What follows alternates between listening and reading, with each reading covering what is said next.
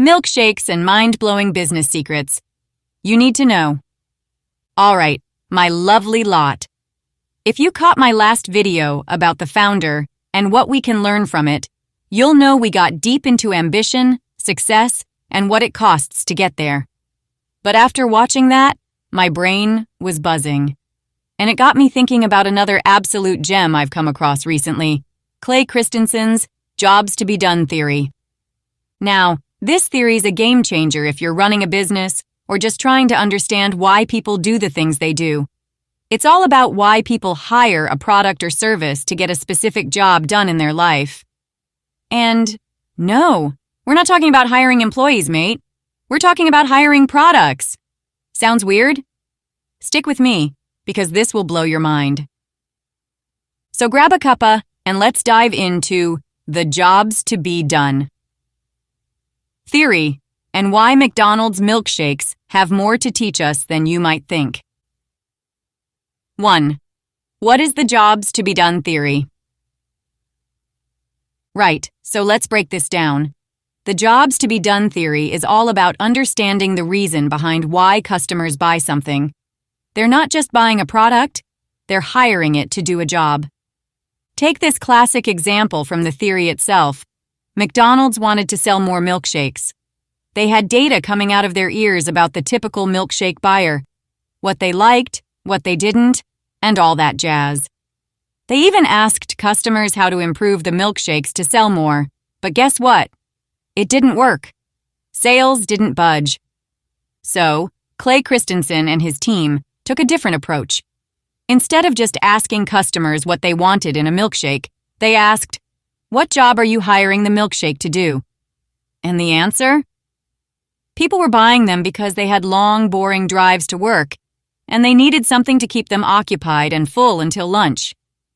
Turns out, the real competitors to the milkshake weren't other milkshakes from Burger King or Wendy's, but things like bananas, donuts, or even a Snickers bar. But those didn't quite do the job like a thick milkshake that took 20 minutes to drink. 2. What this means for business and life. Now, this got me thinking, why do we choose the things we choose? Whether it's buying a product, picking a service, or even making decisions in our personal lives, there's always a deeper reason, a job to be done. I'll tell you what, this applies to so much more than just business. Think about your own life. Why did you choose to watch this video right now? Maybe you're hiring it to fill a gap in your day, or maybe you're looking to learn something new while you sip your tea. When I started my YouTube channel, I wasn't just making videos for the sake of it. I had to think about the job my viewers were hiring me to do. Was it to simplify complex finance concepts? Was it to provide some relatable advice in a world full of financial jargon? Turns out it was both. And once I figured that out, I knew exactly how to connect with my audience. So, whether you're starting a business, running one, or just trying to figure out how to solve problems in your everyday life, understanding the real job behind the choices people make is key. 3. Real life. Example: how McDonald's used it. Let's dive back into that McDonald's milkshake example because it's too good not to break down. Christensen's team went into McDonald's, stood there for 18 hours, and just watched people buy milkshakes. What time did they buy it? Were they alone? What else did they buy? Turns out, half the milkshakes were sold before 8:30 in the morning, and it was usually the only thing the customers bought. They weren't sitting down to eat. They were grabbing their milkshake, jumping in their cars, and heading off to work. So, the team started asking customers, why the milkshake? And the answers were brilliant. People said things like, I need something to keep me busy during the boring commute, or it keeps me full until 10 o'clock. These people weren't looking for the tastiest treat. They were hiring the milkshake to do a job, keep them full and entertained on their way to work. And that's why no amount of changing the milkshake's flavor or texture worked, because the job it was doing was already perfect. 4. Apply this in your life. What jobs are you hiring? Here's where things get interesting for you. What jobs are you hiring products or services to do in your life? And more importantly, if you run a business, what jobs are your customers hiring you to do? Let's bring it back to something personal. Why do we hire a particular gym membership? Maybe it's not just about fitness. Maybe you're hiring the gym to give you some headspace after a busy day, or a reason to get out of the house.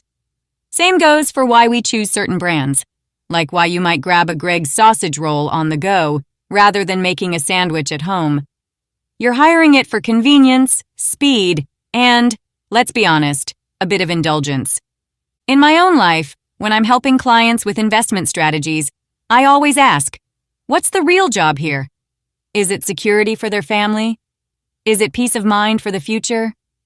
Once you understand the real reason behind someone's choices, everything clicks into place. 5. What we can learn from Christensen's theory. So, what's the takeaway here? It's simple. It's not about the product. It's about the job it does. Whether you're trying to sell something, improve a business, or just make decisions in your daily life, always ask, what's the job to be done? Ray Kroc and the founder didn't invent McDonald's, but he understood the job McDonald's was hired to do. Quick, affordable, and consistent food that people could rely on. That's why it grew into the giant it is today. And with Christensen's jobs to be done theory, we can take that same thinking and apply it everywhere. So next time you're struggling to make a decision or trying to figure out why something isn't selling, ask yourself, what's the real job here? So, there you have it. The jobs to be done theory. Whether you're running a business or just trying to figure out why people make the choices they do, this theory gives you a whole new way to think about it. Let me know in the comments, what's the weirdest job you've hired a product to do? And don't forget to subscribe for more insights on life, business, and everything in between. Cheers for watching, and remember, there's always a job to be done.